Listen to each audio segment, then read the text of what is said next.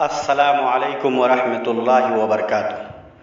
हज़रात, तीसरी सदी इस्लामी ख़त्म हो चुकी थी, बल्कि चौथी सदी इस्लामी का 42वां साल गुजर रहा था। इस्लाम दुनिया के तमाम ममालिक में न कि सिर्फ पहुंच चुका था, बल्कि तेज़ रफ्तारी से इब्न आदम को अपनी आगोश में पनाह दे रहा था। ठीक उसी दौर में इंसानों को नए नए तकाज़ों और ज़रूरतों ने घेर लिया। हर तरफ कोई न कोई नया तकाज़ा सर उठाए खड़ा था। लोगों की उम्मीदें इस्लाम के मानने वालों से वाबस्ता थीं। वो ये समझते थे कि इन ज़रूरतों को, इन तकाज़ों को इस्लाम के मानने वाले ज़रूर पूरा करेंगे, और अहले इस्लाम थे कि हर उम्मीद, हर तकाज़ा, हर ज़रूरत पर बिस्मिल्लाहिर्रहमानिर्रहीम पढ़कर हस्बुनल्लाहु व निअमल वकील कहते हुए काम का आगाज़ करते थे। इन्हीं तकाज़ों में से एक अहम दरियाफ्त इल्म रोशनी है। इस मौजू पर जिस मुस्लिम साइंसदान ने, जिस मुस्लिम फल्कियात ने, बसरियात ने सबसे ज़्यादा काम किया और सबसे ज़्यादा तहकीक और दरियाफ्तें पेश की, उसका नाम इमाम इब्नुल हैथम है। इमाम इब्नुल हैथम ने जो कुछ दरियाफ्त की, जो कुछ तहकीकात की थी, वो आज तक सही साबित हो रही है। हैथम की पैदाइश 966 ईस्वी यानी 342 हिजरी है। ये 342 हिजरी में बसरा में पैदा हुए। इनका नज़रिया था कि महज रियाजी की बुनियाद पर तबई हक़ाइक़ दरियाफ्त नहीं हो सकते हैं। इब्न हैथम पहला शख्स था जिसने रोशनी और आँख के अमल की सही तौजीह की। उसने अदसा की तकबीरी ताकत, कुर्रे हवाई में नूरी शाअतों का इनअताफ, आइनों में इनअकास नूर, करवी जलालत और दो वास्ती मसाइल नूर वगैरह को दरियाफ्त किया।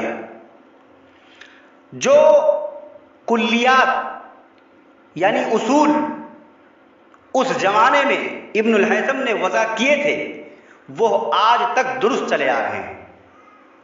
हैथम ने इन अताफ़ नूर में ज़ाविये वक़ू और इन अताफ़ की निस्बत में ज़ाविये की तब्दीली के साथ तब्दीली को दरियाफ्त किया, जिसे यूरोपी सन्नील का नाम देते हैं।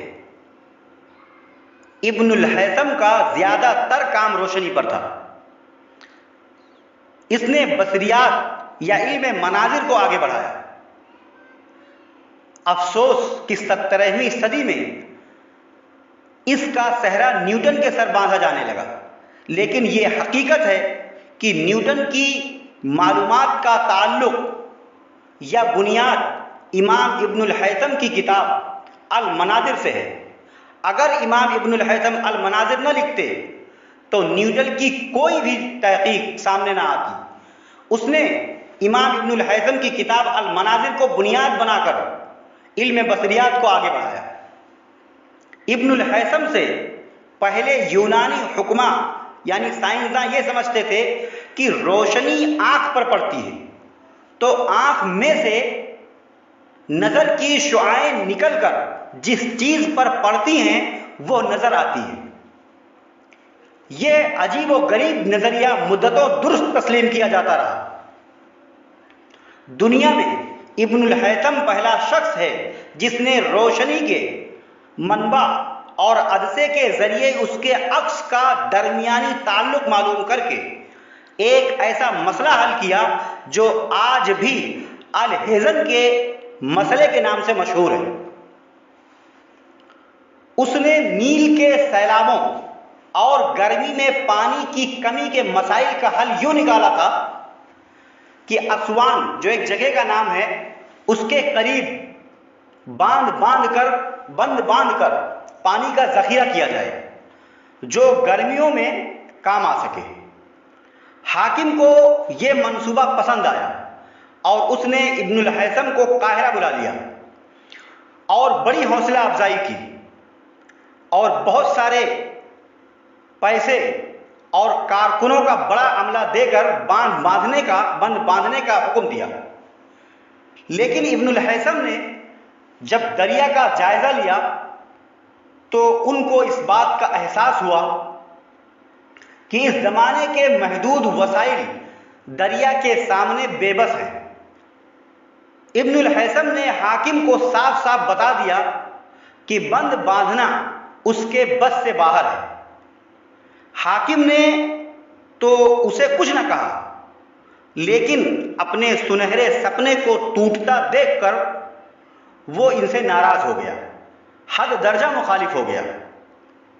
इब्नुल हैसम ने जब हाकिम को नाराज देखा तो अपने ऊपर मसनूई दीवानगी तारी कर ली। इस पर हाकिम ने उन्हें कत्ल न करवाया मगर कैद खाने में डलवा दिया। जब हाकिम मर गया तो इब्नुल हैसम की दीवानगी सही हो गई, यानी दीवानगी खत्म हो गई। वो फिर से तहकीक की राह पर चल पड़े और उन्होंने माश के लिए किताबत का पेशा इख्तियार किया।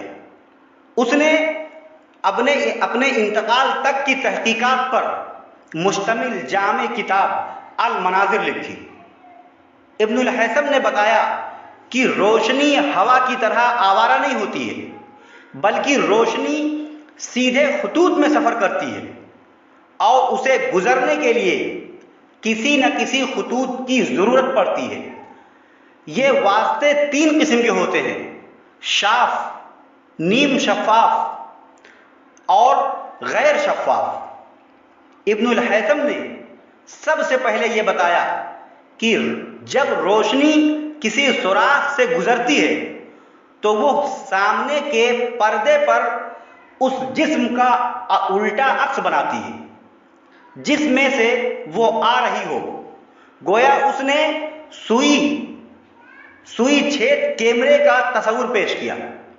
इब्नुल हैसम का सबसे बड़ा कारनामा इन अकासे नूर के 2 उसूल को दरियाफ्त करना है।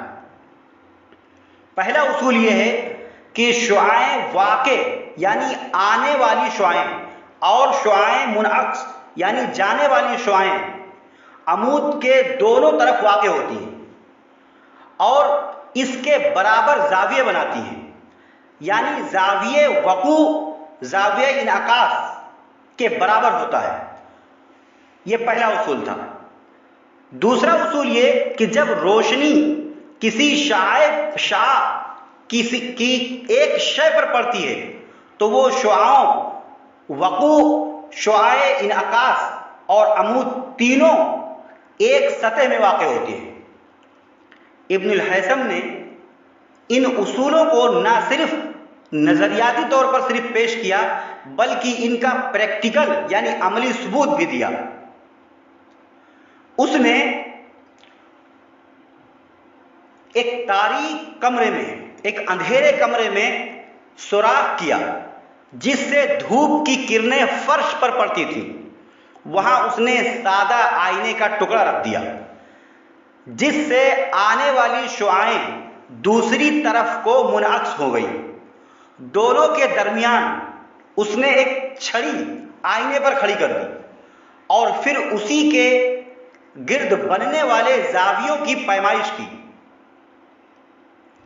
ये थी इमाम इब्नुल हैसम की मुख्तसर सी तहकीकात, उनका तारुफ, उनकी खिदमत।